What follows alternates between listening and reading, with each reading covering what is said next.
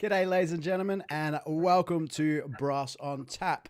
What an exciting episode I have for you, Mr. Allen Vizzutti, the maestro, the virtuoso himself.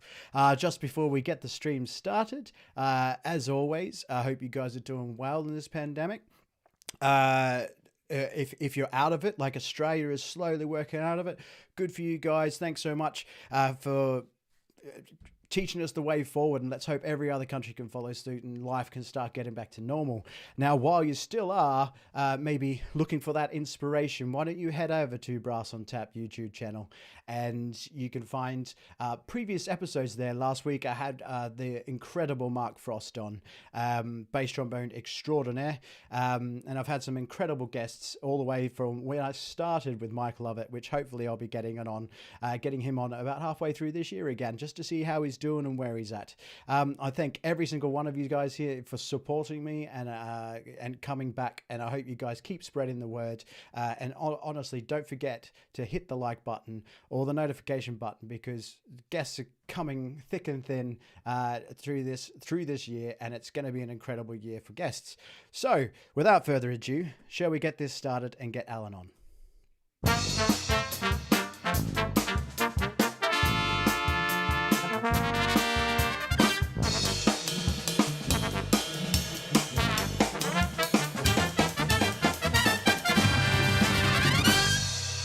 Yes, what can I say about Allen Vizzutti? If you are a trumpet player, or most brass players anyway, you have heard of Allen Vizzutti. Whenever he walks into a room or steps on stage, he takes it by the hand and has you in the grasp of his hand. He's an incredible guy. Some people refer to him as a robot because of just how accurate and consistent and just such a beautiful player he is. So let's get him on.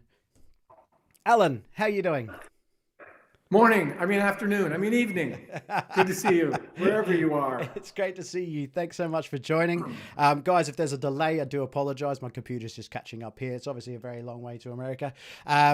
So, Allen, I do start these streams, and while we're still in this crazy times right now, a lot of people are probably wondering just what you're up to and how you're dealing with everything that's been going on in the last year. So could you just go on a little bit of that?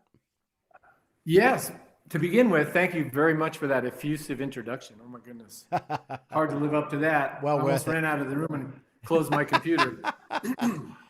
So, our situations being similar the world over, not surprisingly, I've been spending time in the music arena with some regular practicing, although motivation can be a little tricky sometimes, right? When there's no concert coming down the pike, at least for a long time. And also writing quite a bit, some big pieces and Amazing. some labors of love, and some things I have already, commission type things where they will be performed. Because I've been writing some music that I just wanted to write as well. It's not all trumpet music, and it's not all brass music.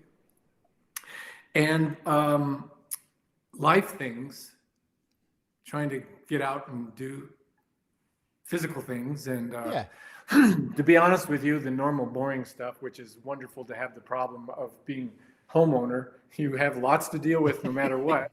Yeah, it never stops, then, does it? Spending some time with my wife, who, as you know, is a pianist and artist, and the general life things like that. We have not been socializing much, and very protectively. But that's good. We just have to. Yeah. There are two people in my family who are immunocompromised, so we're not taking any chances at all. Yeah. And so, that's kind of it in a nutshell. I try to be productive. It does bring to mind something that the retired great bass trombone player from the Boston Symphony Orchestra, Doug Yo, he and I are friends. Don't see each other much, but anyway, we are in contact.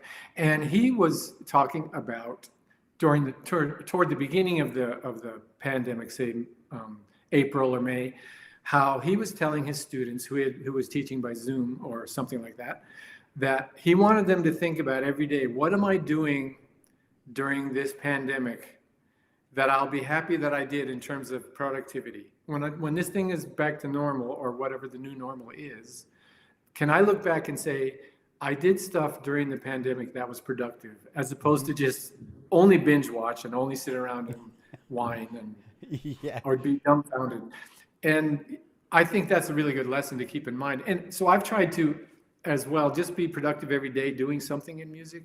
Oh, of course, there's the Instagram, YouTube type videos. Yeah. I go through spurts of creativity where I'll have a bunch of ideas and actually jump on it and get it organized and record in the different settings, meaning video and audio, and then put them out, as some of you probably know from my Instagram and all that.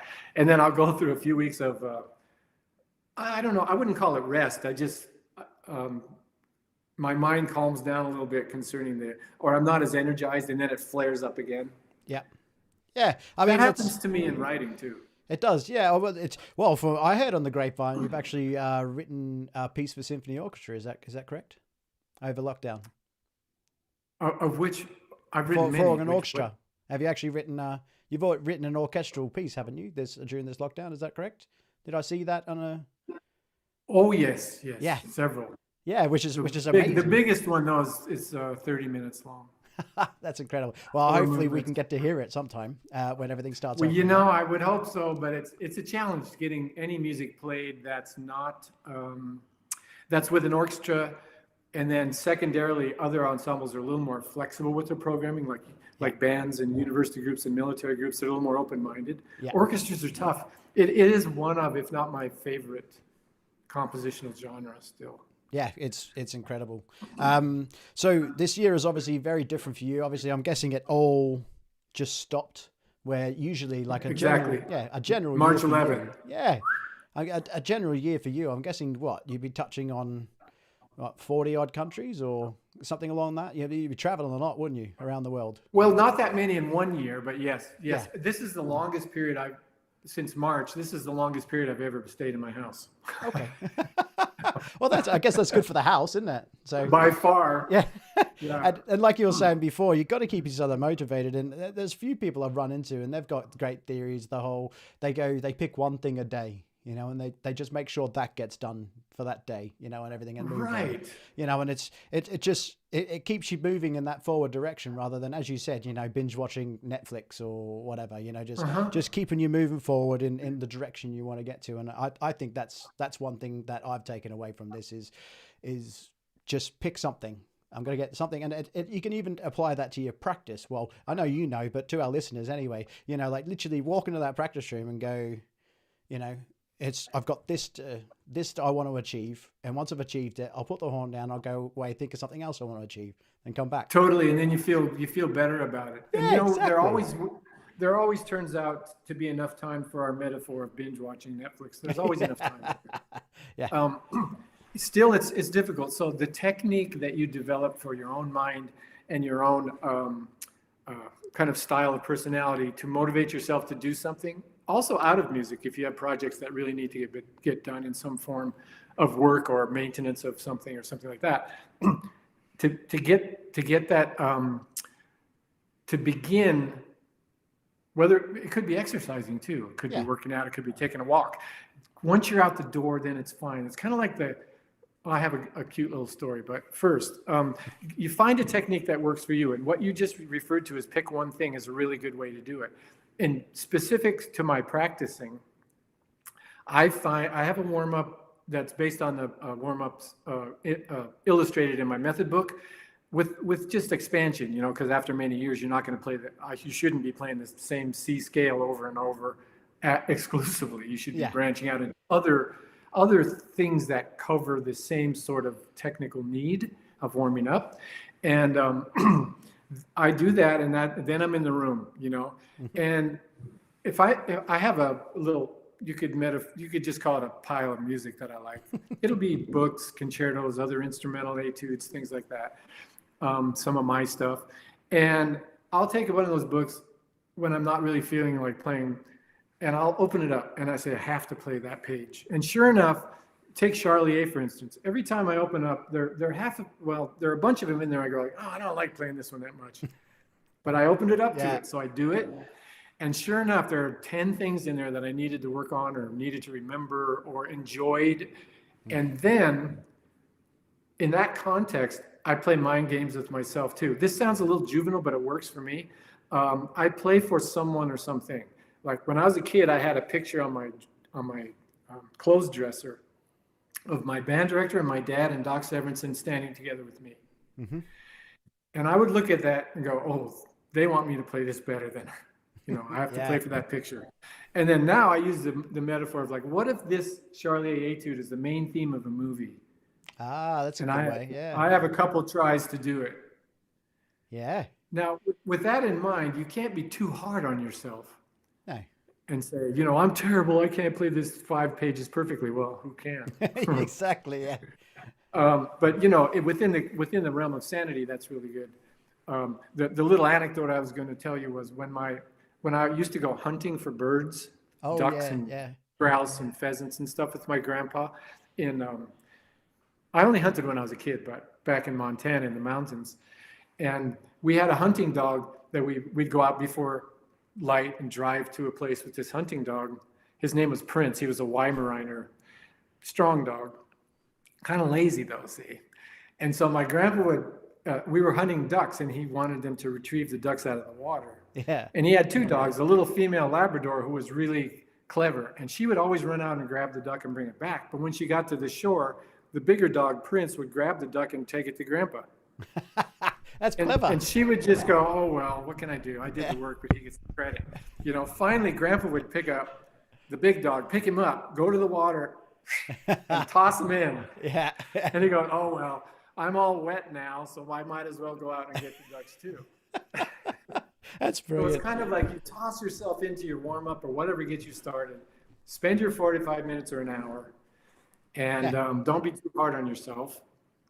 And look forward to what's next playing. Yeah, I mean I'm glad you said that, and it's so encouraging hearing that when you say that who is perfect, because we're not all perfect, and yet as people that listen to you would say, like Allen Vizzutti, he can play anything, on any instrument, and but all your hard work, and you figured that out. That's how you've managed to get yourself to that stage where you can play that, but you still start somewhere, you still do your practice, you still work your way through things, and it's not always perfect the first time. Exactly. Well, I know, in live performance, I really am never perfect. The most perfect performances I've had were pretty close to whatever note perfect could be.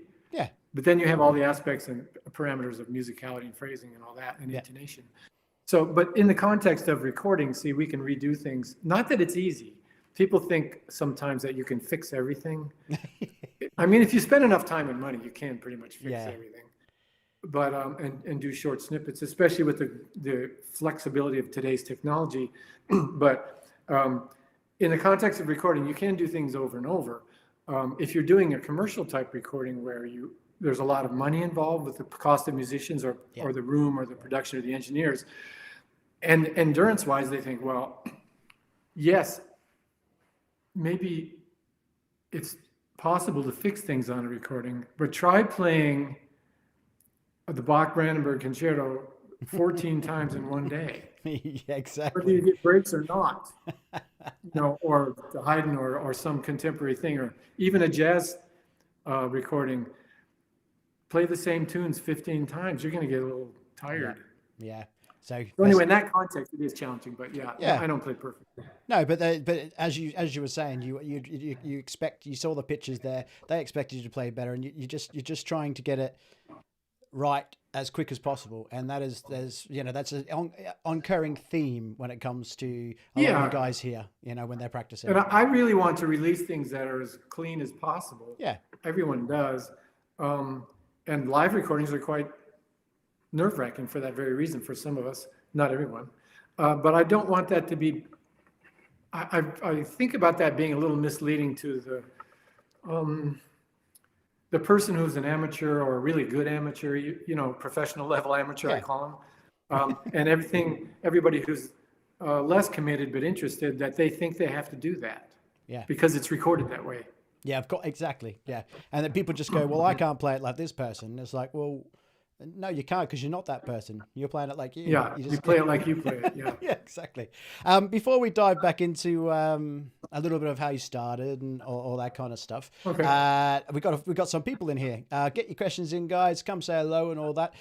Excuse me if I don't get your name right, but we've got Walter Kluck has come in and says, when will Allen come to Holland again? I enjoyed his visit very much last time. Thank you for that. I would love to come again as soon as possible. We just don't know when that is. Yeah. And we can't really invest in promotion and all that yet. Yeah. I have scheduled one summertime 4-day event in Italy, and I'm not even sure that's going to happen in June. Right. Yeah. So Well, we're just taking it as it goes, and I can't really say for sure, but I sure will look forward to coming back to Holland. Well, we'll be crossing fingers for things to start opening up for you. For people to find out whether things are opening up for you, can they just go to your website? Will it be announced there or Instagram? Yes, I do keep a schedule on my website, which is just vizzutti.com. Yeah. However, right now the page just says, Yeah. later. Later, exactly. But everyone, Yeah. keep your eyes to that. If you don't, just the links in the description on both Facebook and YouTube. Just click that and check out his website. It's absolutely brilliant. Andy Stewart has come along and he says, "Can you tell us how your signature tune Fire Dance with Woody? I'm guessing Woody Herman came about." Woody Herman, yes. Yeah. Fire Dance. I was doing university clinics and performances while I was still in university at other schools and things, and I went to this one place. I had an idea for what came to be Fire Dance, and I did a version of it at Wake Forest University. It's in one of the Carolinas, and it was pretty fun and kind of successful. And what I was going for was obviously the piece, so a kind of tour de force technical thing, but set in a jazz context. It's not really a jazz piece, although there's improvisation in it, obviously.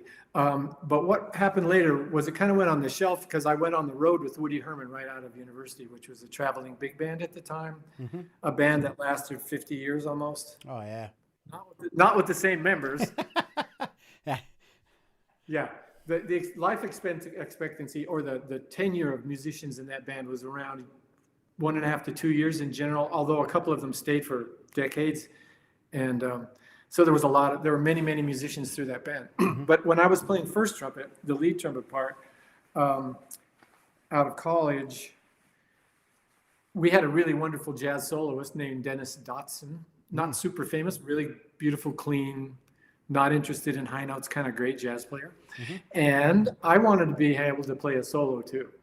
So I took Fire Dance and got together once with my co-conspirator, Jeff Tyzik, and said, can you come up with a bridge to this thing? In other words, I had sort of the whole thing laid out, but they needed a bridge section that was like a song that has a verse and a bridge and all that stuff. And so he came up with an idea and we put it together. And with a big band like Woody Herman, who's a band that's on the road all the time, and the mentality of those guys out of the 30s and 40s, they don't like to rehearse. Yeah. And if Buddy Rich was this way and Stan Kenton, well, a little less so, but all the big band guys, they want to hear something once or twice through and they say yes or no. And if it doesn't go down and they're trouble in the parts or it's too weird for them or it doesn't fit their style, they just go next. Yeah. There's no, oh, we're sorry it didn't work, try again. It's like, forget it, next. Yeah. So they set up a special rehearsal. We set up a special rehearsal because the band was playing every night, so we didn't like to rehearse that much, and played well. And I had copied all the parts and everything by hand. And we played through Fire Dance, and Woody really liked it. And then when we played it for the audience the first night, they went crazy. And I did my cadenza shtick at the end, which is a big part of it, really. And the audience went crazy, which is what band leaders love, right? So from then on, for more than a year, I played that thing every night and sometimes twice. Wow. And recorded it. The recording that's with Woody Herman Band, there are so many recordings now from different live performances on YouTube that I didn't post any of them, but so some are better than others. But the recording that was done direct to disc, it was a transition time between LPs and CDs. Yeah. And so what it was a a machine that cut directly onto a master disc, like an LP. So it was kind of a cross between, it went through a digital machine and then cut. All right. So it was an audiophile thing, which did not catch on because CDs were right around the corner. Yeah. And but the point being that you had to record the whole side of a record without stopping. Oh man. Or the master disc was ruined and you had to start over with the first tune. It's cost a lot more money. Fire Dance was the last tune on the side. So the recording was, including rehearsals for the sound engineer, the recording one that we used was the 9th time playing it. Holy smokes. That's crazy. Yeah, I don't think I could do that now. I really don't. I was pretty tired. Yeah. I remember like the first album I ever got given when I was a youngster was Trumpet Summit. Like that had you involved in that. That's a great CD. Yeah. It really is. Oh, no kidding. Yeah. And then obviously when YouTube and stuff came around and Fire Dance, can't remember who you were playing with. I don't think it was Woody Herman. Actually, it probably was Woody Herman. And you're at a jazz festival somewhere and you had massive glasses. Yeah, did I have that weird like leisure suit on? Yeah, you did. Yeah. That's not the original recording, but that's a performance from Warsaw, Poland. That's impressive playing. It really is. So what happens? So your cadenzas have become quite famous, to a point where people imitate them and everything. So yeah, did the way you play them with your double octave, double tonguings, this circular breathing, everything like that, is that something? Did you create that did you create that character with you on the self, or and then people started writing for you to play that kind of stuff? Or was it the other way around? Like, did you go, you know what, I'm going to start circular breathing, I'm going to start double tonguing this? Or were people already writing for you that kind of stuff before? No, no one was writing for me. No. So basically it was, for instance, circular breathing was done by a lot of instruments forever. Yeah. All the way going back to Australia. Thank you very much. Of course. Yeah, right? Didgeridoos. Yeah, and a couple of the Vizzutti techniques of just particularly the double-tongued octaves or the chordal cadenza kind of sounds, they're kind of not John Coltrane by any means, but because I'm going to use his term, sheets of sound. That sound where you go fast enough so you get a harmonic sound. You can hear chordal impressions. Mm-hmm. I liked to fit that in, both for the audience and for the flash of it, but it was kind of unique. And it was just a combination of those things. So I came up with a few elements that I would use every night, but the cadenza was always a little different. Nice thing about that was you could actually adjust it a bit. Yeah.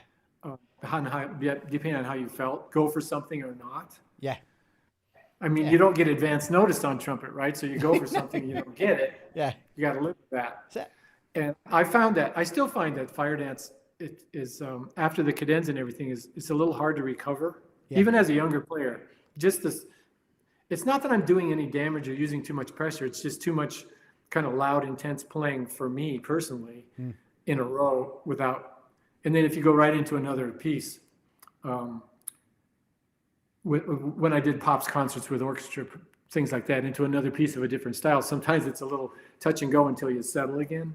It wasn't a corner cave-in kind of situation. It was more of a response. Response, yeah. I was going to say to you, like, if you were playing first at the time as well, there must have been something in the back of your mind, like, oh, I've got Fire Dance coming up here. I need to pace myself, Yeah. Yeah. Well, I think the big advice there, which is really apropos to everyone here, is your two biggest enemies for your endurance and range are overblowing, even when you practice. By overblowing, I kind of mean blasting it. Yeah. You're going to be around players who are able to do that, and they're not overblowing. They're just going to play really loud on their equipment. So you got to be aware of your own abilities. Like when you feel like you're pushing your horn too hard and kind of distorting things, that's overblowing, and you shouldn't do that ever. Yeah. The second thing is too much, Oh, yeah. octave key. Get rid of it. Yeah. Too much pressure on the lip. Now, you have to have some pressure on the lip. And I hesitate, but I'll say some pressure is allowed. Yes, when you play a high G, there's more connection pressure than there is down low, but you can always make it less. Yeah. We never use too little. No. Yeah. Yeah. I heard, I think I heard Wayne Bergeron say it in his masterclass very well, which is there's no such thing as no pressure playing. It's just when you decide to apply that little bit of pressure, to help help the horn stay on the face. So Well, I actually, say a good example would be a G on top of the staff to a high C, a yeah, range which most of us are fairly comfortable with most of the time. yeah, And this is also a lot based on your equipment style, of particularly course. mouthpiece, Yeah. as they say, duh. And I often will play a little scale or up an arpeggio or just a note and hold it and try to use, or actually literally use less pressure. You can't see that when someone's doing it. There's No. no real measurement for that. It's a tiny lift, but I've often been surprised that, or years ago, I was really surprised and learned that when I had a piece like something that soared up to high, if I literally attempted to lift off a little bit as I went into the music move, the music that sails up, it would pop out way more easily and clearly. I'm guessing it's because obviously you're freeing this up a lot more.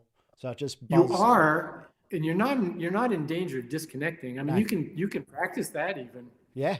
Yeah. Lifting Definitely. off to the point where the note stops and you start to maybe do something funny. Yeah, definitely. With the That's curling or something. yeah. Yeah. I've got to But write that that one down. type of experimentation is really valuable for your own understanding of how you should feel and your connection with the gear, with the mouthpiece. Yeah, I mean, we always talk about, everyone talks about playing everything within yourself, and not quiet as such, because everything. If you say the word quiet, people just end up playing super quiet. It can affect their sound then. But just as you said, not overblowing, not don't overuse it. But if you can do everything at a smaller volume range, then all you need to do is just give it that little bit more for a bit of power.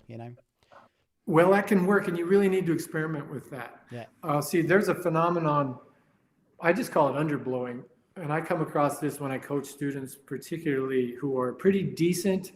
Well, all students really, but ones who are pretty decent but can't seem to motivate or find a way to get into the next level of range and endurance, basically, mostly endurance. They underblow because the trumpet and a mouthpiece, you put the wave into the mouthpiece, the wave sets up, you put the air into the mouthpiece, and it amplifies the sound, and sometimes it amplifies the sound that's satisfactory to the player because they don't know anything differently or anything different. They are satisfied with sort of a not that great of a harmonic sound, and it's not that full. And so I'll ask them to play louder through a passage, and they don't play louder, they just play better, and the horn opens up and sounds better. Yeah. So the previous version is underblowing. Yeah.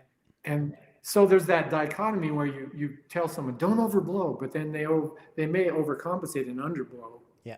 So that's why I invite you to experiment. Go in your practice room, bedroom, living room, basement. Make a sound that's what you like, and then get really loud, and then get as loud as you can, and observe where it gets blatty. Yeah. And then practice some things really softly.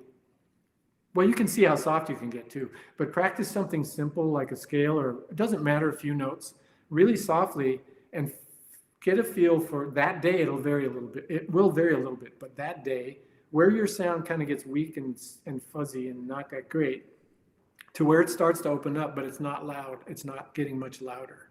Okay. Yeah. And you start to learn this window, and you can these parameters you have, and you can expand that. That's awesome. And then I guess in the end, when you're building up your endurance chops as well, I mean, that's the main muscles that everything else will just come into place, won't it? If you're building that up, Well, it really helps aperture too, Yeah. which is the control of your range. Yeah, exactly. So a lot of these How big people your aperture is or isn't. yeah, a lot of people just focus on high notes, and it's not really, if you focus on the other stuff and the bass work, that sort of stuff generally will take care of itself. Yeah, I consider it general practice with experimentation in the high range. Right. It's fine to do. I have a high notes book on my website. It's. I was going to lots of mention people- that. Yeah. Yeah, people like it, and there are. I wouldn't call them exercises. It's not muscle kind of stuff. No. Yeah. Focus and aperture studies, which will also complement classical music. Because a lot of the players we're visiting now and we know are not the least bit interested in playing in a big band. But they would like to play Brandenburg Concerto or Mahler, is it the ninth, where has a high E flat in it, or the Parsifal opening, or any of those things that go upstairs, with control. Yeah. Yeah, that That's about the beautiful. average. There's a different way of playing, isn't there, up there, and the classical way is just beautiful up there. Where when you're on the lead trumpet and you need to make sure that guy in the back of the room hears it, sort of thing. Well, and part of the, I'll call it roughness, but that's not very, More like sizzle. that's not the best word, but that kind of roughness of playing a lead part, at least in a swing in a real bouncy context, as opposed to R&B or something like that, Yeah. is the character of the music too. It sounds better than, Exactly. if it's too clean, it sounds too clean. Yeah, exactly. Yeah, exactly. So we've had Mike Lovett's dropped in. He says, "Wonderful to see you, Alan." He Hey, says, Mike. "Lovely memory of the concert we did together at Cadogan Hall when you invited me to gate crash your cadenza off the Of cuff." course. Something I'll always My remember. pleasure. I loved it. I remember it like yesterday. We'll Thanks do so it much for again. coming, Mike. Barry Wilson's dropped in and says, "Where's Laura?" She's upstairs. There you go. She's run away. It's brass. We don't want to listen to brass. You want me to go get her? It's up to you. She gets out of bed every morning and she does this bar class, like BARRE, which is ballet and calisthenic and sort of mental. I mean, Yeah, right. if I did half of her class, I'd have to go to the emergency room. That's great. Oh, I love it. Yeah, I mean, she's looking.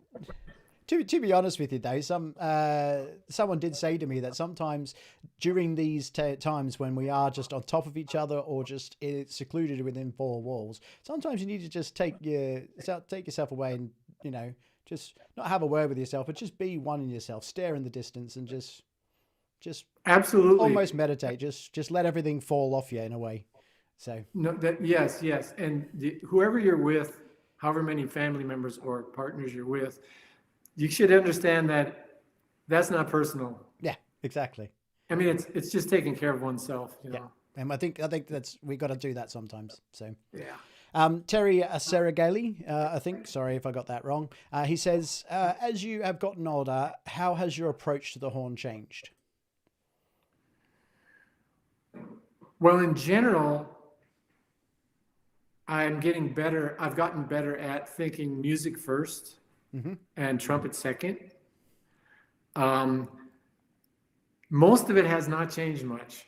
Physically, there are some differences through experience and some of the concepts that you have lived for so long. I'm able to actually do some things easier than before. Some of the pure, just let it rip and don't worry about it, is a little, I have to manage that a little more. That's probably physically having to do with changes of your skin and elasticity and things that happen when you age. Yeah. So in general, it's not too much different. It's more mental. Yeah, fair one. Really. But then you keep that quite active by composing and writing and sharing your Yeah. wisdom. So. Oh, actually, what I meant by mental is not losing it. Oh yeah. What I meant by that was just trying to maintain some of that youthful carefreeness as opposed to worrying about things that you might have developed a little bit of a fear about, memorization, memory slips, or certain, the heavy pieces that I practice and play, most of them I can play pretty much now as I have so far, whatever level that is. Yeah. So I still aspire to play some of my really tough pieces in public while I can. Things that I think are good music, not just because they're tough, but there's a certain uniqueness to playing, for instance, a Fischer-Toll concerto or one of my concertos with band or orchestra that has some range to it and maybe some technique that's a little bit advanced. Yeah. I mean, you've been taking... Yeah. I'm sorry. No, that's all right. I was going to say, you've taken a shine and a love during this lockdown to play a lot of violin stuff, haven't you? Well, I've been playing that stuff since I was in my 20s. Oh, really? Oh, wow. Yeah. Well, if you don't mind, I'll just play a little short clip that you shared on Instagram of when you were playing the Bach Violin Concerto No. 1. Because it's just got beautiful lines and it's just effortless. And we can talk a bit about that when we come back. Okay. Thank you.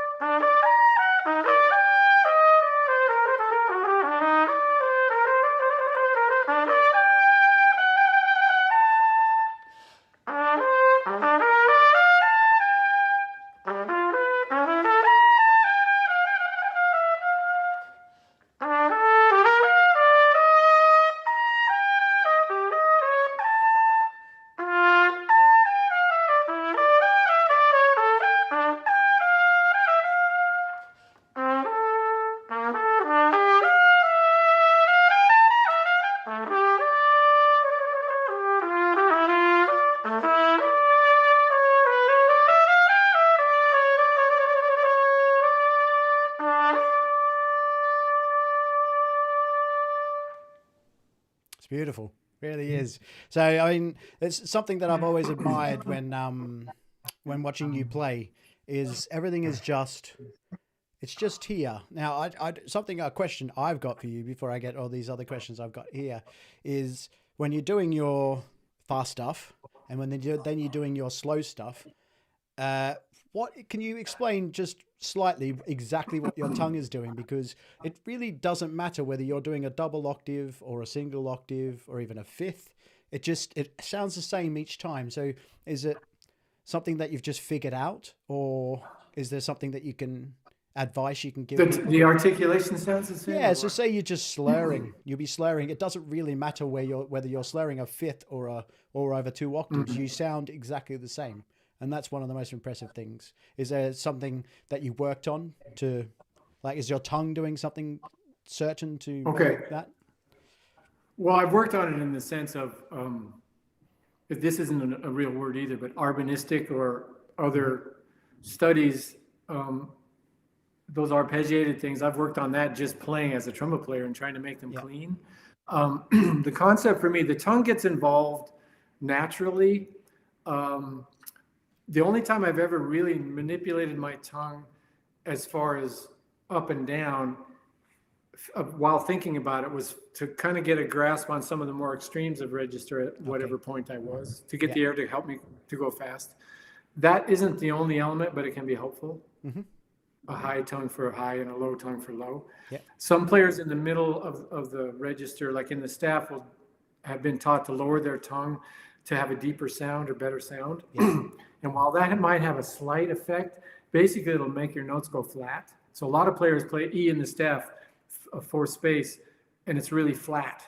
It's not flat on the trumpet as an acoustic, but with the tongue down it is. You can experiment with that. Play an E in the staff and drop your tongue up and down. You'll hear the pitch change. Having said that, it's a little too specific. And the other aspect of tonguing that I do think about and practice is how hard the muscle is actually hitting. I don't worry about where it hits because as I go down, pedal tones, for instance, I'm hitting right between my teeth, which is weird, but that's the way it's set up for me when I have to open enough aperture.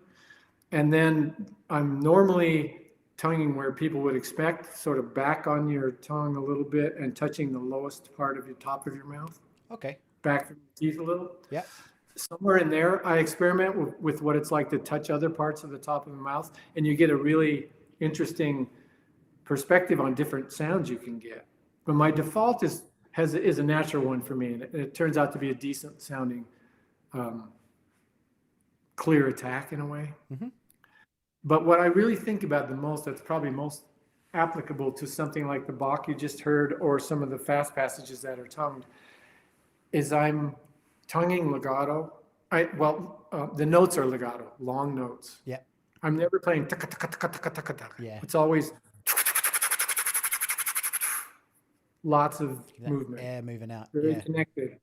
Because you can't play short, fast notes. No. You can only adjust how hard you hit them. So you can go, or you could go taka taka taka taka, really hard hitting. And you experiment with that, you'll hear different sounds. And we've kind of assigned the wrong terms to notes like fast 16. So we'll play them short. Well, you don't really play them short. You play them lightly and characteristic of the music. Then the other thing, which is equally important, which I've only in recent years been able to describe. It's simple, but I finally figured out a way to describe it, is I'm blowing really as steadily as possible, meaning the most steady support possible against the resistance of the horn. Now, the resistance of the horn changes with your range. Almost no resistance down low and a lot up high. That's aperture size. Wide opening, small opening. And here. But I maintain a very steady blow. Now, one thing you can do to get an idea of what I'm talking about. Anyway, those things contribute. When I'll tell you what I was going to say a second ago. When you do one of those arpeggios,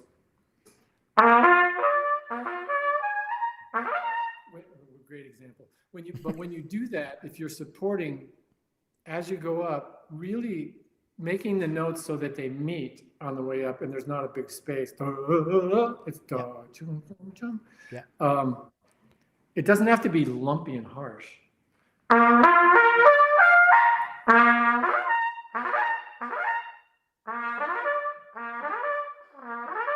It can be really smooth. Yeah. Then you start to get an idea of this flow. And that's just supporting against the resistance of the horn. A simple example, you can try it home. This is really nothing. A beginner can do this, but it's a concept. If you play a nice, steady G,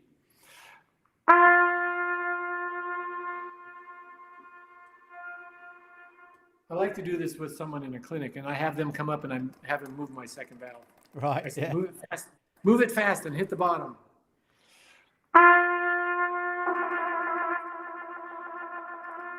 Now that's the easiest interval on the trumpet because it's the shortest tube, right? Of course, yeah.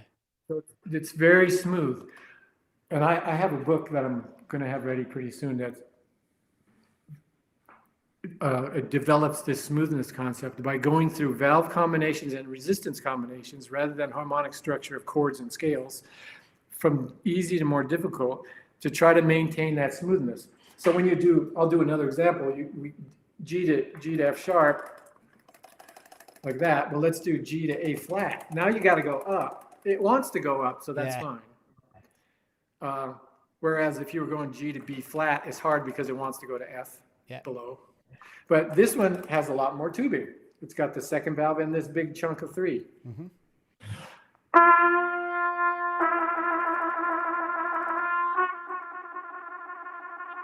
If I back off on the air a little bit,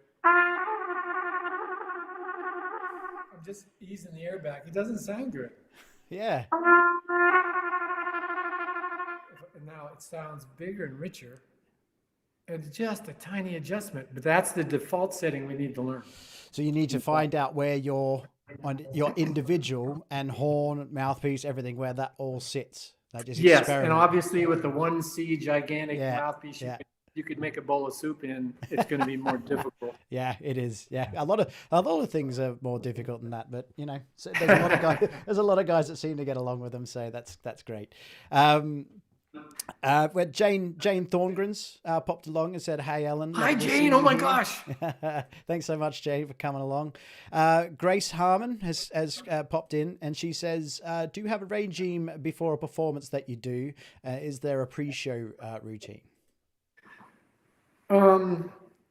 Yes, basically I warm up sometime quite long before the performance for about 20 minutes or a half hour. If you have a 9 o'clock or even an 8 o'clock recording session and rehearsal, I probably won't do that. But for a performance that involves the most challenging thing, right, for me is recitals and big pieces with orchestra and band and whatnot. Recitals, obviously, because you're playing the whole night and you got a lot to do.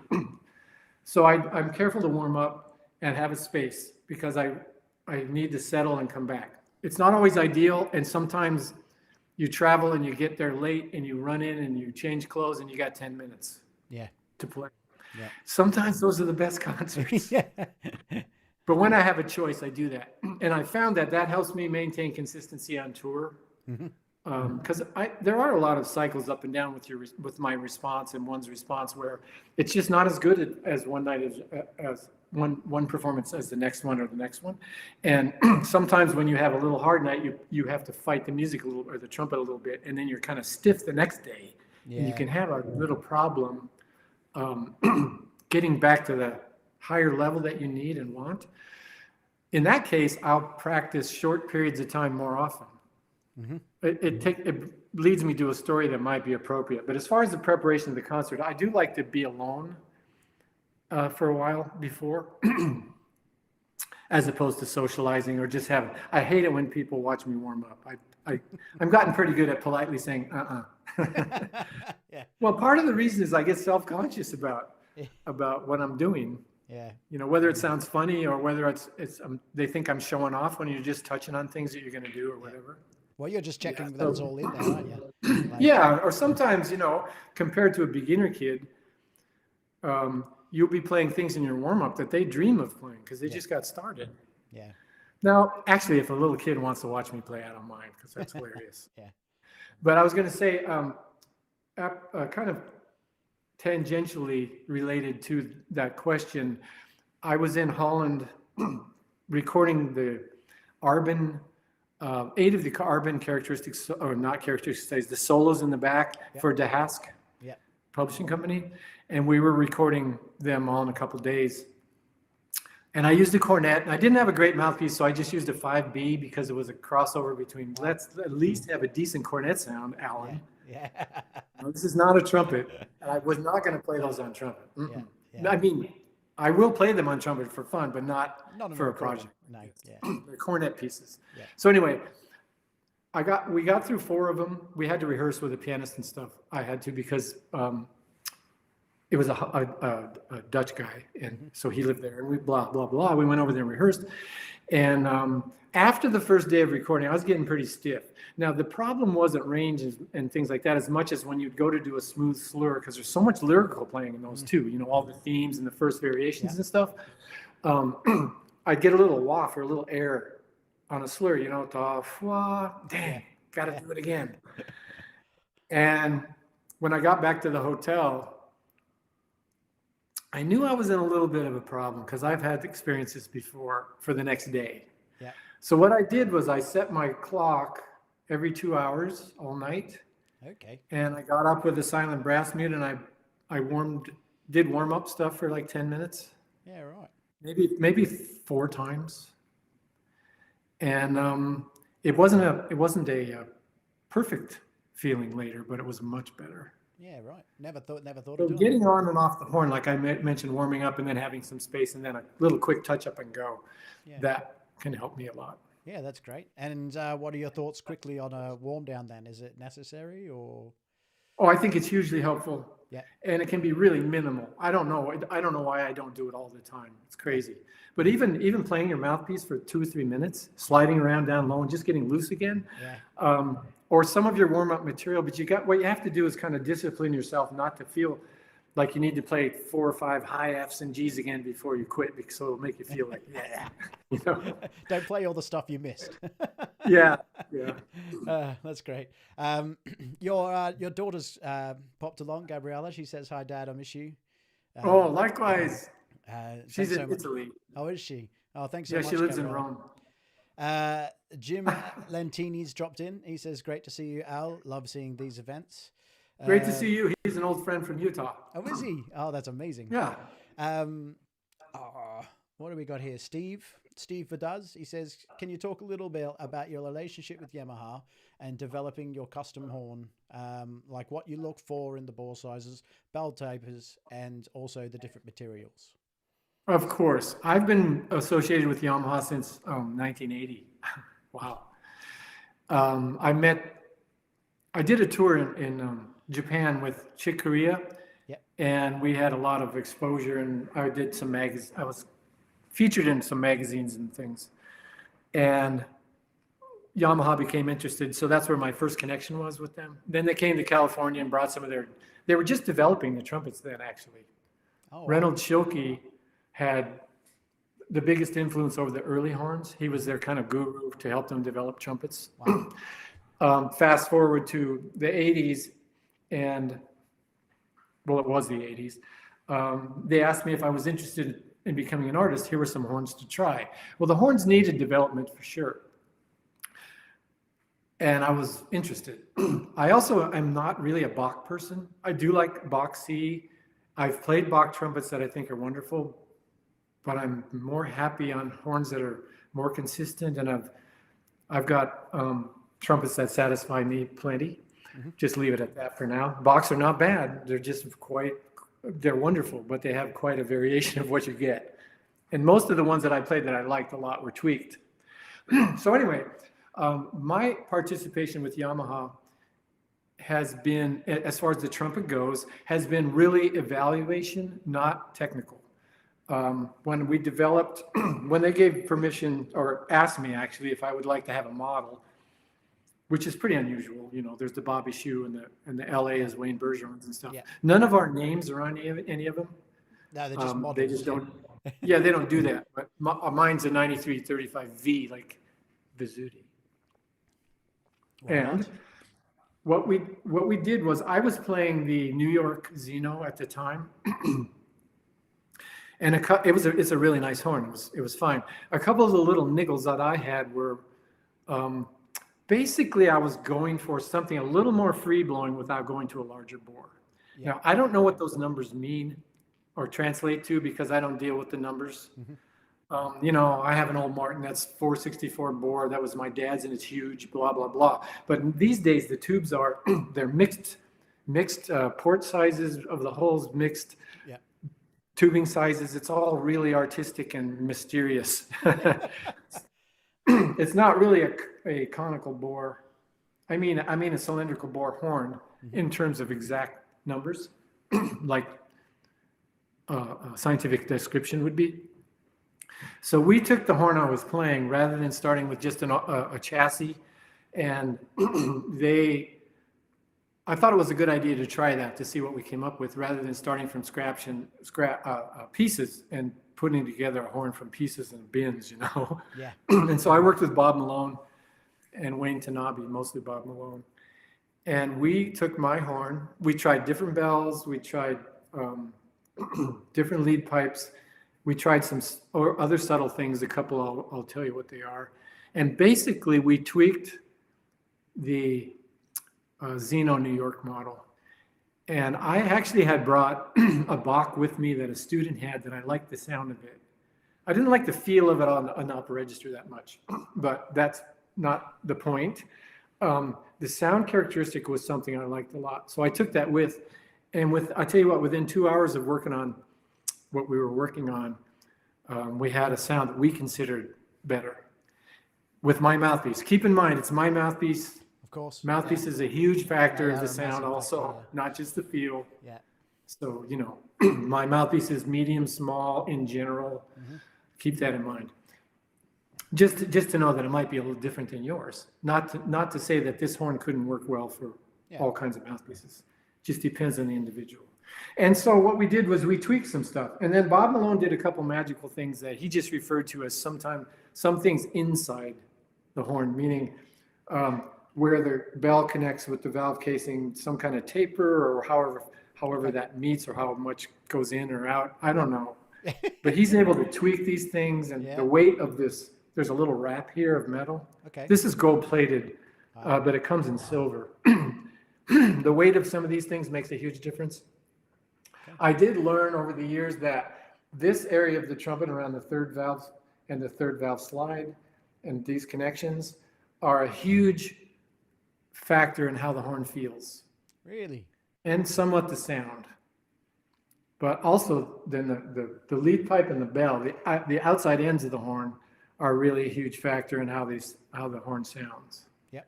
Wow. Of course, feel too when you're talking about the lead pipe. So anyway, the Vizzutti 2.0, the first version is really wonderful. And if you have one of those, don't feel badly about us coming out with a 2.0. It's just slightly different. And I like to play what's current, but I also like it a little bit better if you really nitpick. Now, the things that I like better about it are something that you sort of have to be a professional level player to even notice. Yeah. You know, I could play tennis with a professional racket or a piece of wood, and I still would suck. You know, I wouldn't be able to tell the difference. Yeah. But anyway, we ended up doing some small things like this piece of this knob here at the end. I don't know if you can see that very well, but at the end here, it's oversized and large. And that got adopted onto a couple other horns because it really affected the solidity of the sound. Oh, all right. The type of metal that the screw is made out of, the screw that catches the moving slide here, made a difference. But it wasn't the same difference as putting this same, I forget what they call this, rhodium they call this metal, on a C trumpet or a different horn. Didn't necessarily change it for the better. Yeah, right. It was just sort of an A-B sort of thing to discover. On the previous horn, we had drilled out a little hole in this screw too, and it worked. It felt a lot better than the solid one. It was reverse on this horn. Yeah, right. The valves are brass from the cap stem all the way down. All the parts that are not the valve itself are brass, heavy. These are brass. The valve caps on the bottom are brass. You can't see it obviously because it's plated. Yeah. And this version has the Chicago lead pipe design rather than the New York design. Gotcha. You can tell the difference by this circle here, which looks a little different on the other one. It's a little more flared on the outside visually. Yeah. Now, those combinations we experimented, but it came together pretty quickly. And to finalize this, I'm sorry I don't have more technical info, but to finalize this little story, the things I was looking for that we made some headway on for sure, for me anyway, is above high C or even above high G, the horn opens up a lot more than previous Yamahas. Yep. You get to high G and high A flat, and it would kind of tighten down on me quite a bit. Partially that's me when I get swollen up in the mouthpiece and all that.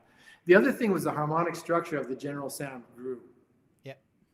Even with the smaller mouthpiece than a classical one that I use most of the time, well, you could kind of hear on the Bach, even though I was using a mouthpiece that is not it's slightly bigger than the one I use most of the time, but really slightly bigger. Yeah. You can hear the harmonic structure is pretty decent.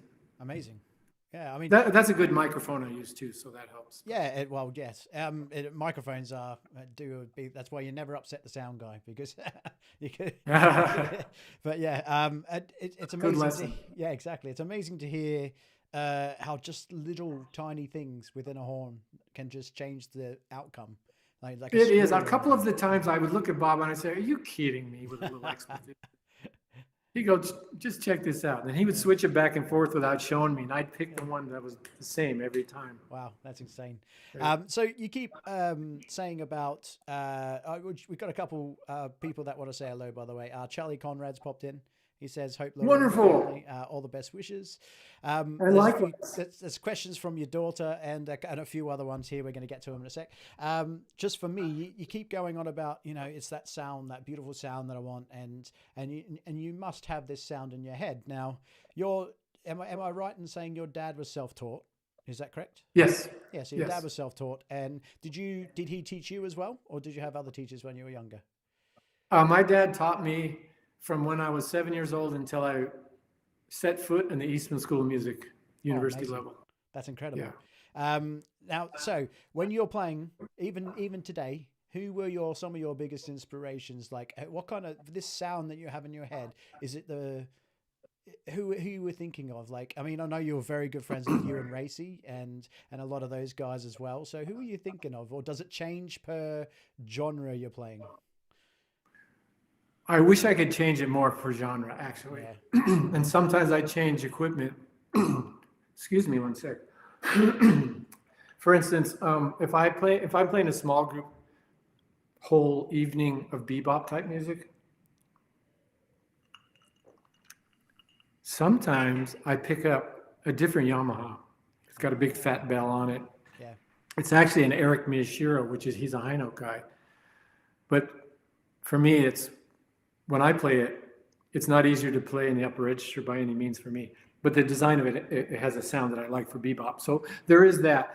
People that I admire, I tell you what, I get kind of crazy about this because, to be honest with you, sometimes if my sound is not fitting the way I want it to, it bothers me. Yeah. I'm always happy when people come up after a concert, which is fairly frequently, and they'll say something like, well, I know you could do this or that, but I love the sound. That always makes me feel really relieved. Yeah. I admire a lot of sounds that I don't want to be also. Like, here are two extreme examples. I love both their sounds, but I didn't want to do exactly that. One, Maurice Andre and Doc Severinsen. Oh, wow. Incredible sound. Yeah, they are. But it's way more of something that is not me personally. Yeah. Then you hear someone like Woody Shaw. Oh, yeah. Or Bobby Shew. Yeah. Now there's a great example, or Wayne Bergeron and Bobby Shew are great examples of crossover between bebop sound and killing the big band. Yeah. Studio session. Yeah. Lots of ledger line stuff. How well they do that. So I would say I'm influenced by a lot of people. And I do believe that you can mentally and somewhat physically affect your sound. Yeah. It's great to experiment with what you can do to change your sound just by thinking about it, or maybe even doing a little funniness once in a while with the embouchure, particularly in a jazz setting, where you make it a little more airy or something like that. Yeah. All that experimentation is fine. You're not going to hurt yourself. But you are kind of, once you pick your equipment, you have your personal sound is not going to be drastically different than whatever it is at that point. Yeah, it's great to hear you say that, and I from what I believe as well, you use the same mouthpiece on most of your stuff, don't you? Like, yeah, and it's funny enough. I was watching I think I was either watching it or I was in a masterclass when I was younger in Australia. I was very lucky that I got to see that. But you were talking about that you use the same. You may use a smaller mouthpiece for maybe I think it's C trumpet, but then for the even higher instruments, E flats, piccolos, you go back to a slightly bigger one again. Is that correct? Not exactly. Okay. I go to a larger mouthpiece with C trumpet and D and E flat. Oh, there. Okay, that's and, it. Yeah, so you just go bigger and piccolo. Yeah, which is the same insane. one. Yeah. It's odd, and with the piccolo, it's backwards. With the other instruments, you don't want. My mouthpiece is only a B flat mouthpiece that I use most of the time. Yeah, right. So I never use my B flat mouthpiece on C. And my C mouthpiece, sometimes I do use it on the B flat, which was I used it on the Bach excerpt you played. Oh, yeah. But I would like the trumpet players listening to know that the changes in those two mouthpieces is very small. It's not even a quarter size designation of cup difference. It's just a tiny bit more out of the bottom. Yeah. And Peter Pickett makes it, so I'm not sure what he does with the hole or the back bore. Yeah. And Peter Pickett can make those mouthpieces for people if they want them, or want to see what they are, because it's computer lathe and it's all, of course, ones and zeros, you know. It made the computer lathe can recreate it. Yeah. So yes, that the unusual part is my piccolo mouthpiece is, and this was through experimentation. It wasn't by genius design. That ended up being a little bit bigger because it had a beautiful sound and the upper notes spoke fine. Mm-hmm. Yeah. I just want people to understand that I'm not switching from a 13A4A Schilke to a 1C Bach. I'm not doing that. Can't play either one of them. Yeah. I remember in high school, because I was a cornet player when I first grew up, and in high school, Yes. I didn't get a trumpet till I was 14, and then so I picked that up, and obviously, you know, brass band mouthpieces are like, you know, you could fix gigantic, fix plumbing with them, you know, they're so big sometimes. Yeah. And anyway, I got given a 3C when I first got my trumpet, and then everyone kept going, oh, you got to go bigger, and everything like that, and I'm like, I didn't like the sound when I went bigger, sort of thing, at the time. And then and then I got pushed into big band, and 3C was fine, but they just went, here, try this, and I didn't even look at it, and I put it in and went, oh, this works, this is lovely, you know, and I didn't have to try so hard, you could back off and stuff. Then I look at it and I'm like, oh, Allen Vizzutti, oh, look at that. Oh, it was one of your original Yamaha mouthpieces. Yeah, that's quite a difference, yeah. Yeah, and so I was like, oh, and then that taught me that I don't have to force things to happen. I can just play them, and that in turn, just getting that different mouthpiece made me into an efficient player, and I think that's something that a lot of people, good. That some people can take away from when you try a mouthpiece. Don't expect the mouthpiece to do it for you. Expect you know, make yourself more efficient, and the mouthpiece will work for you, regardless. You know. It's the mouthpiece should speak to you in a sense right off the bat, though. The people who say, I love the sound of this, but it's really hard to play, I'm going to learn to play it in a couple of months. Yeah. That doesn't work out. No. And you know, you can have a little set of mouthpieces, and if you have matched rims, for most of us that helps. Yeah. For some people it doesn't matter. But the bottom line being within the parameters of you being able to play your horn pretty much normally, or you mean to a level which you expect of yourself. Yeah. You can get some help from the mouthpiece. Yeah. If you have a little bit of a set, Yeah. or a couple choices. We won't dive too much into that because, as I've heard you say before, it's a rabbit hole when you get stuck into technical stuff like that. It is for me. Yeah. If I'm trying to get Doc Stevenson on this channel as well, I'm sure if I do, it'll be we'll get into that. Oh gosh, he's so entertaining. He's sharp as a tack still. Yeah. I talked to him about a month ago. I mean, you were saying how big his sound is still big now, and he's in his 90s. It's massive. It's crazy. Yes. Yes. He's still practicing 4 or 5 hours a day. Is he really? Yeah.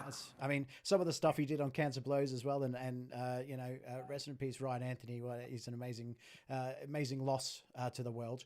But some of the playing that he did on that Cancer Blows is beautiful as well. It was. Oh my gosh! Yeah. So I did miss Mike Vax before. So he goes, he's finally on. Please say hello to Alan for me. I have always loved his playing and wonderful educational endeavors. So thank you, Mike. Thanks for coming along, Mike. That's great. We've had Charlie Conrad come along. He says, "Hi, Alan. I hope Laura and your family are doing well. All wishes."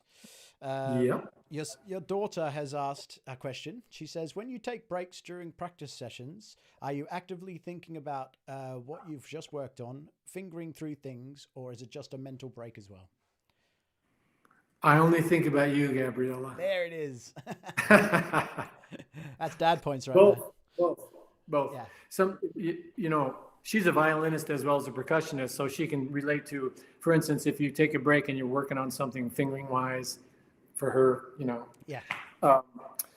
That's all very valuable. And I think you can kind of realize when you need a mental break. And now we all are addicted to our phones. So when I feel like I have to force myself, also for the kind of recovery of a little suppleness in your lips, maybe you played too many etudes in a row, pick up the phone and look at some email for 5 minutes, to force yourself. Do something else. But yes, I feel like whatever you are drawn to do is probably the correct thing. Yeah. Something it's been promoted quite a lot on this channel is if it's not working, put it down, go away, come back again another time. And because I love that. Yeah. Because we can really create a situation where we feel badly about what we're doing if we allow ourselves to be too critical. And also that thing of I can't waste any seconds while I'm practicing. Yeah. Well, pianists and some string players and stuff, not mentally now, but physically can play an awfully long time. Yeah, they can. In a row. Yeah. So there's that, but the mental break is important. Exactly. Once that's gone, it's Mark Ponzo's come along. He says, "Great info as always. Thanks very much for letting me know about this live chat. Thanks for coming, Mark. That's great." Hi, Mark. Illinois. Arturo Sandoval's come along. Thank you very much, sir, Arturo. He says, "It's always a pleasure learning from the great Allen Vizzutti." Arturo, I'm trying to get you on this channel as well. I have sent you an email. Arturo. I'm trying to get you on as well. I have a duet written for us. Oh yes, I caught your masterclass, your little workshop or chat with him. That was incredible. That was fun. And so while we're just on that, so you've written duet books, haven't you? Yes, right. Yeah. They've been around a while, but what is new is I put up on my website play along material.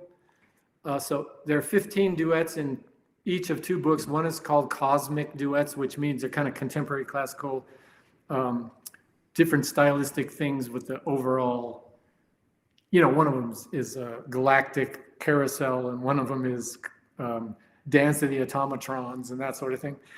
And the other one is a jazz duet book, just bebop style and a little bit of Latin style melodies and duets, not just parallel. I don't write just parallel. There are a lot of interaction.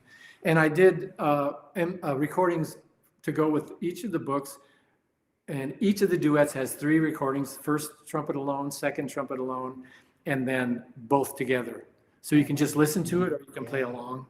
And of course I put a click track up front so you can get started without. That's great. Yeah, and I mean, it's something that I think a lot of people have figured out during lockdowns as well, is that, the biggest thing we're missing is playing with other people. So the fact that you can actually play these along with someone else, in your ears.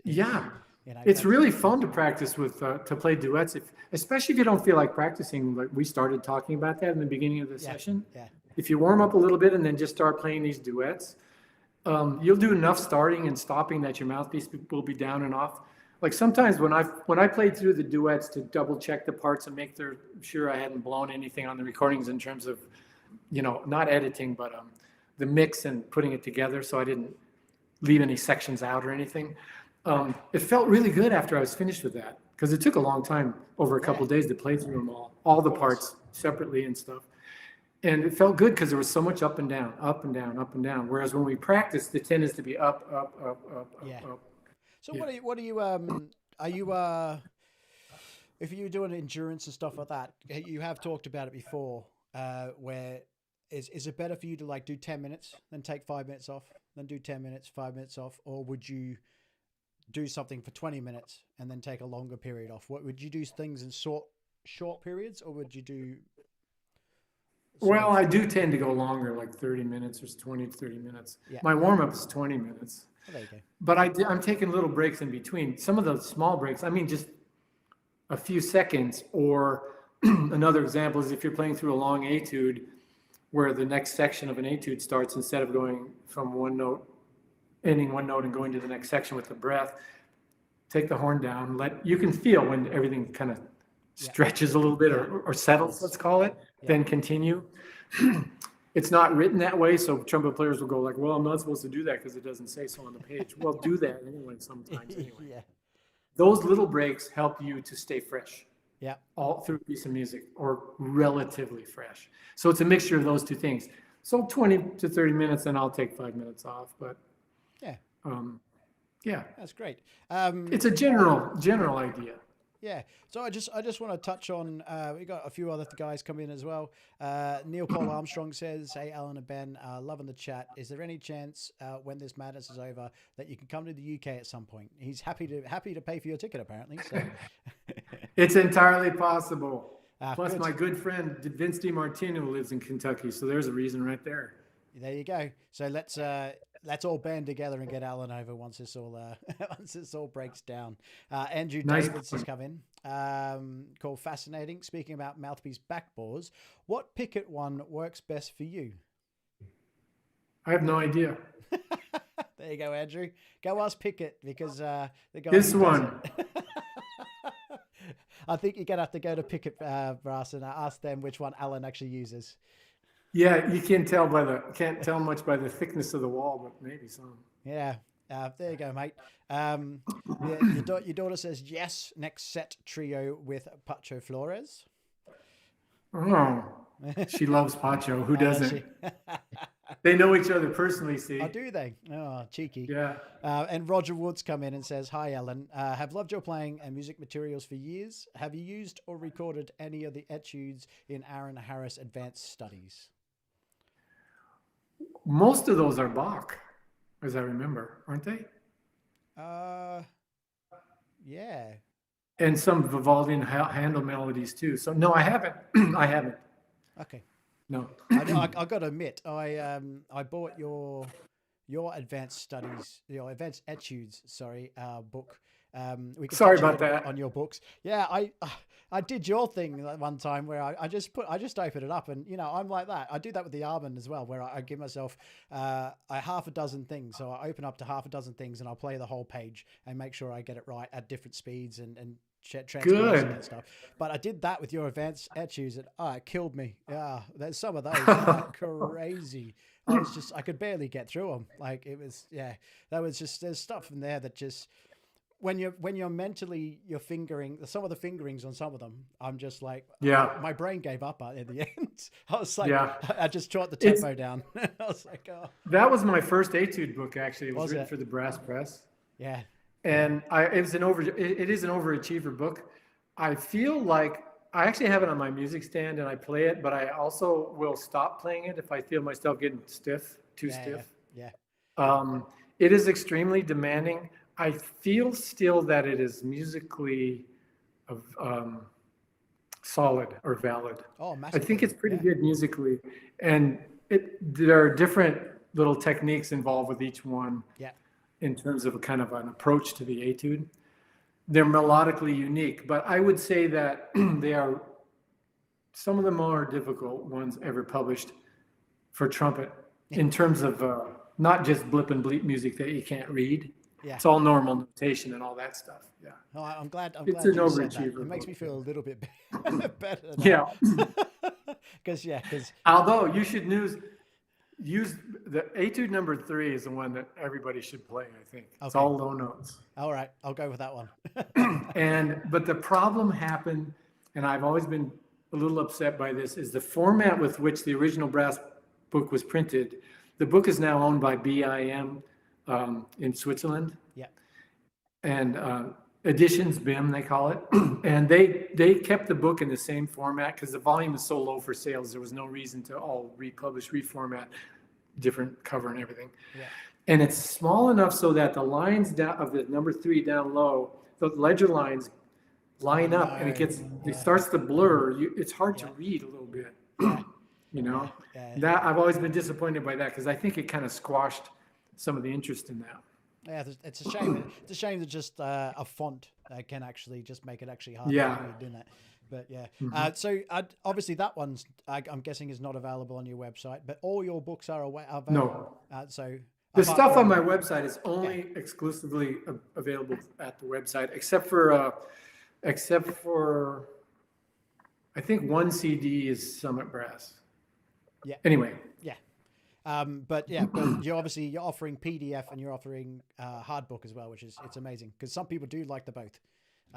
The duets are only PDF. And right there you go. Yeah. But guys, head over to Vizzutti.com because it's a great watch and he's got some great photos over there as well. One thing that I always have loved about you is the way you can keep an audience in your hand, but you also bring comedy to the stage whenever you play as well. I mean, you wrote that crazy piece, Carnival of Venus, which I know you wrote as this. I mean, there must have been a bit of jokiness in that writing, like taking the piss out of it. But when you were writing that, did you sort of did you do it as a challenge for yourself, or like what was the theory behind writing Carnival of Venus? Yeah, it was a challenge for myself, and it was part of. I thought, trumpet players, cornet players throughout history have come up with versions of this. So I thought, what the heck? Why don't I? I had the same attitude about my method book. Actually, I feel like I could contribute something valid, so why not give it a shot? Yeah. And the Carnival of Venus was the extreme example of I never expected anybody else to ever want to play it. I didn't care if anybody did, and I don't care. Anybody wants to have the music, have it. But the only people that I know have played it for sure are euphonium players. Oh yeah, that have been in touch with me, and I just wanted to kind of take it to another level of challenge or uniqueness. And I worked on a couple of ideas, like the triple tongue one, where it goes real quick, going arpeggios down. I kind of went with things that I could play in general, and then as it developed, of course, I had to practice some things, but I didn't try to pick something that was difficult for difficulty's sake. Yeah, it's an incredible piece, and I'm guessing it's one of those situations where you wouldn't want it on every set that you did. No, in fact, you said it was kind of humorous. Well, it ain't funny when you're walking out to play it. I can imagine. I know there's Doc Severinsen has even admitted to some of the pieces. I can't actually think of the one. I did buy one of the ones that he did just to check it out. But he did say like certain things got written for him sometimes, but it just, when he was on tour, it just wasn't able to be done every single night. So or necessary. It wasn't necessary either. So he just didn't include it. So, well, that's why I do the Del Stegers is. Actually, I learned about that from Doc when I was a kid. Yeah. And it serves the purpose of pleasing an audience. It has flash, it has options, and it's a really nice piece. I like it better than Arbin a lot more. Yeah. Just because the interludes are good and it's shorter and things like that. So I would never program Carnival of Venus where I could program the Delaware Stegers. Yeah. Necessarily. So I've usually saved it for performances that are for trumpet people. Yeah. ITG and things like that. Everyone that has a dint in their top lip.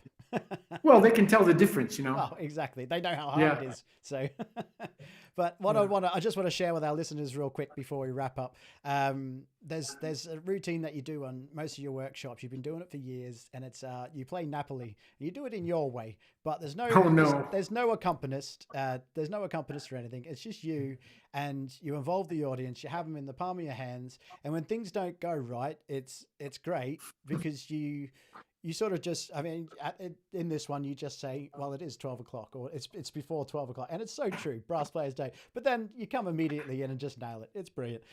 Anyways, enjoy this, ladies and gentlemen, and I'll see you after this.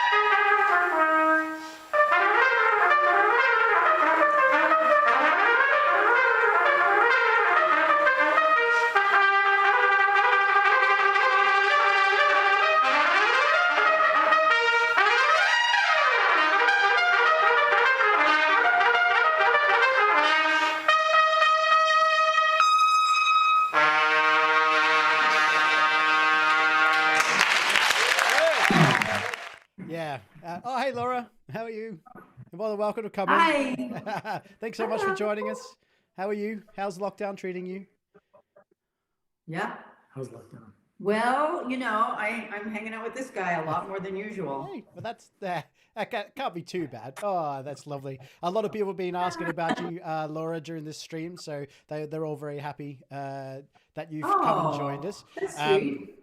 So I just wanted to play that, Alan, as just something that you could literally hear you breathing during that. You had them in the palm of your hands, and that's something I think that you've taken all around the world, and because I saw that in Australia, and that one wasn't from Australia, and it was very similar. Then, like, no one wanted to breathe themselves because no one wanted to make any noise just to hear it, and it's something that you've kept always. And whatever piece you do, you have the audience captured in the palm of your hand. I think that's amazing. That's something that a lot of people can learn from, just being, when things don't go right, you're quite humble about it, and but then you just do it again, and that's why everyone laughed, because it's like, yes, indeed. And it's great. So everyone, you get a lot of Arturo's says, wow, Mike Lovitz, loads of claps. Phenomenal. Jane's come back on as well and says, hey, Laura. Hey, Jane. So yeah. And, we got your message, Shane. And Walter Clark says, what a nice couple as well. Thank you, Walter. Alan, I won't take up any more of your time with this. I know you're a busy boy, and you've probably got a composition to do. Who knows? I'm in the middle of one, yeah. Exactly. So I don't want to take all your time up. I can't thank you enough for giving the time you've already given to me. And I hope our listeners got a lot out of this stream. And I hope the world gets back to normal and brings you back to us. Thank you, Ben, so much. It's exactly what it's been a pleasure and a lot of fun. Thank you very much for coming. Good luck with all your endeavors. Good luck with all your composing. Everyone, head over to www.vizzutti.com. Head over to his Instagram page as well, because he's always putting up beautiful stuff that he's working on all the violins. And don't miss out on Alan when he comes back to town, because you don't want to miss him. He is great. Thank you, Alan. Let's go to London. Let's go to London. Please come to London. Thanks, everyone. Everyone else there, stay safe in the practice room, and I love your work. Stay safe. Thank you.